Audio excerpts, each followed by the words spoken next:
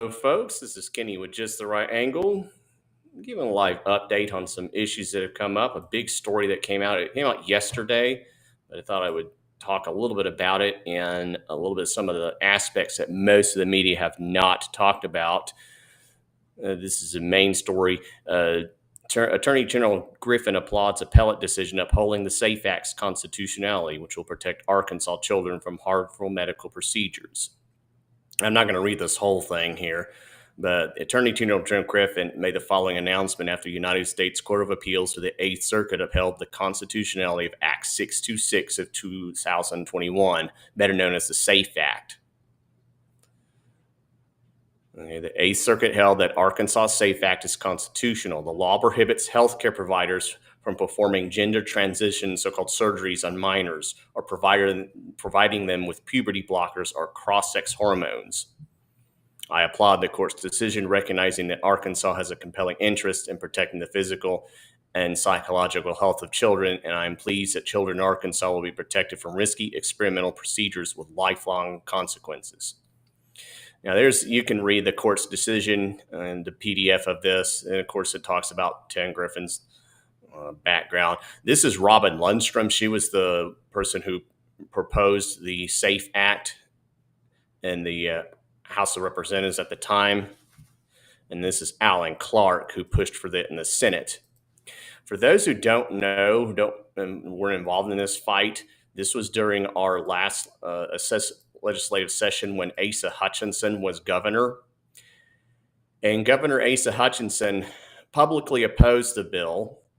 He, along with the Arkansas Chamber of Commerce, testified against the bill.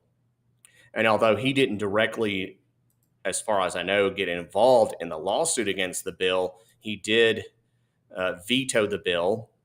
Our legislature then had to have a vote to override his veto. And he afterwards kept trying to stop this bill, claiming various excuses, something about medical experts, and then he claimed something about wanting a better bill, a bill that would be more legal, and something to that effect. Tucker Carlson interviewed Asa Hutchinson about this. I'm not going to play the original interview. I'm going to play the aftermath of that interview to kind of give a recap of some of the politics, and I'm going to talk about something else regarding this. Last night, we talked to the governor of Arkansas, a Republican called Asa Hutchinson. He just vetoed a bill that banned the chemical castration of children in Arkansas. We asked him why he did that. He was gracious enough to come on and explain. Early on in our conversation, though, it became clear that Governor Hutchinson hadn't done a lot of research into the topic. There are a lot of things he didn't seem to know. For example, in February, one of the oldest medical journals in the world, the BMJ, summarized researchers' findings on puberty blockers, the chemicals at the heart of this debate. Here's what they found, quote, puberty blockers used to treat children aged 12 to 15 who have severe and persistent gender dysphoria had no significant effect on their psychological function, thoughts of self-harm, or body image. However, as expected, the children experienced reduced growth in height and bone strength. So there's that. Keep in mind, the governor said children needed these drugs in order not to become clinically depressed.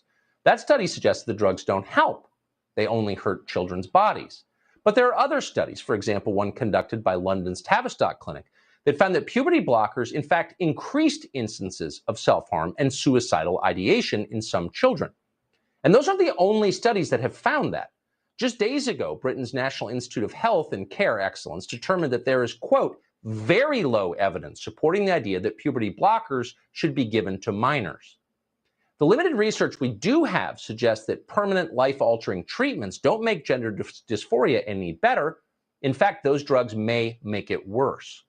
The most thorough peer-reviewed study on the topic was conducted in Sweden. Researchers followed the outcomes of people who'd undergone sex reassignment surgery, which the Arkansas bill bans for minors. 10 to 15 years after they underwent sex reassignment surgery, the suicide rate for patients in Sweden had jumped by more than 2,000%. How's that a victory? It's not. It's a tragedy. We asked Asa Hutchinson about any research he might have read that contradicted these facts. He didn't point to any. He clearly hadn't read any that contradicted those facts. And that led us to wonder, how exactly was Asa Hutchinson convinced that vetoing this bill was a good idea? You clearly aren't familiar with the research. And so my question is, have you spoken to any of the biggest employers, the big companies in Arkansas about this? Have you taken any calls from Tyson's, from Dillard, from Walmart? Has anyone from those companies called you about this bill? No. Have you, and I just want to be clear on this, have you spoken to any corporate interest in the state of Arkansas about this bill? Tucker, I answered that. I answered that question, and I said, no, I have not. Asa Hutchinson was quite definitive on that, and of course we had to take his word for it. He was very emphatic, no, I haven't. But it looks like he was, how to put this, lying. The day that we spoke to Asa Hutchinson, in fact, the Walton family endorsed his decision to veto the bill that had just passed the Arkansas legislature. Now, the Walton family is not just any family, it's the richest family in the world, and of course the most powerful family in the state of Arkansas. They control Walmart and Sam's Club. And they wanted Asa Hutchinson to know that he had done exactly what they wanted him to do. Quote, "We support Governor Asa Hutchinson's recent veto," the Walton family wrote. "Any policy that limits individual opportunity also limits our state's potential." So if Walmart's going to sell a lifetime supply of drugs to trans youth, it would be nice if Asa Hutchinson could veto this legislation and any bills like it. It's possible that Asa Hutchinson ignored the wishes of the Walton family and trusted the experts, though we couldn't find any experts who agreed with him. What's interesting is we spoke to someone today who knows Asa Hutchinson very well, who says, confirming our worst fear, that yes, he very much would like a board seat at Walmart when he leaves. Just a few days ago, by the way, Asa Hutchinson appeared on this network to admit that before making any decisions on transgender issues, he first considers what, and we're quoting, major global corporations think. The home of some major global corporations here in Arkansas. They're certainly worried about the image of our state, but we're trying to send the signal that you can protect conscience, you can protect girls in sports without being discriminatory and trying to say we're not diverse and tolerant of different lifestyles. And that's important for us as a state and what we have to achieve as a nation. Oh. We're the home of some major global corporations, Governor Hutchinson said, and they worry about the image of the state. They worry less about the children of the state, who, if Asa Hutchinson had had his way, could continue to be chemically castrated by quack doctors. Tells you a lot. And we'll be watching to see if Asa Hutchinson winds up on the board of Walmart. So anyway, y'all have probably seen that. Y'all saw that fight years ago. Here's the actual bill itself. In PDF form, you can find it in the Arkansas legislative website. It's now Act 2626. You can see those who co-sponsored it, who sponsored the bill. Lindstrom, of course, was the main sponsor. Clark was the sponsor in the Senate. And it passed overwhelmingly, and as mentioned before, it passed the veto. But remember what he said about these global corporations. Well, there's actually some other organizations that were involved in that Tucker didn't name, but I'll name them right now, and I'm going to tell you how they control the Republican Party. These are the groups that filed the first lawsuit against the SAFE Act. And for a while, as mentioned before, they were successful. The SAFE Act was banned until, I believe, yesterday. These 6 business organizations, and you have to use the term business organization loosely, because I don't know what the Northwest Arkansas Council actually is, or the Walton Family Foundation. Is that really a business? That's more like an quasi-government public-private partnership, along with the Arkansas Chamber of Commerce. They're not really a business. They're supposed to be a collection of businesses, but it's really we're seeing now is a bunch of globalists. I don't know what Live Ramp Holdings or Kinesso are, but these 3 organizations aren't really businesses per se. They're just a collection of people that pretend to be part of a business or organization. So, remember the Waltons. Of course, everyone knows them. They're Walmart. And Tucker Carlson mentioned them. But these other groups, the Arkansas Chamber of Commerce, this group has a large influence over the Republican Party. They got the Republican Party to pass a tax increase issue that was put on the ballot. It was supposedly for roads. Arkansas roads are not going to be better because of it. But they twisted the arm. And then this group called Axiom right here. This is a company right here. It's a data company. I want you to keep in mind Axiom. So there was a group called Stronger Arkansas. It was supposed to fight the abortion amendment. and its chair was Chris Caldwell.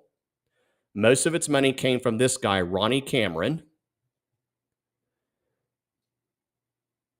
And there's his signature, Chris Caldwell. He was the committee officer. He ran this organization. And Ashley Wells is just the notary. This organization was supposed to protect the unborn and said gave $120,000 to Axiom. Of course, a lot of money also went to groups like Rumble Up, LLC, Red Right Strategies, some group called Bonfire, based in Washington, D.C.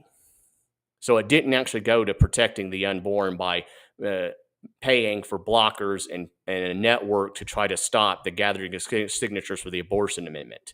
It went to groups that hate our values, like Axiom. So this Chris Caldwell guy, he runs the Republican Party. Okay, I've talked about before. If you follow my channel, I have multiple videos of where this guy has literally shut down Republican meetings on his own, just by declaring adjournment and meetings.